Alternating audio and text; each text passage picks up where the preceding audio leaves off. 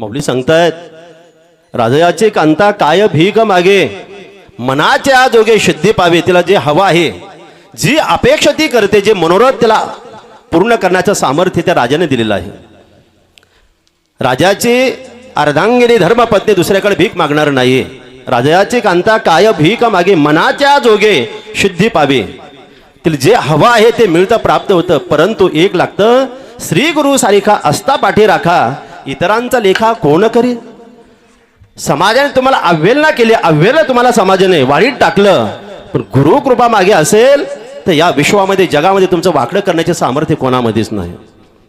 कबीर महाराज खूप गोड वर्णन करतात, जितने तारे गगन में, जितने तारे गगन में उतने शत्रु होय, कृपा करे रघुराय बाल न बाका होय. जेवढे तारे गगनामध्ये आहेत एवढे शत्रू तुमच्या मागे लागले,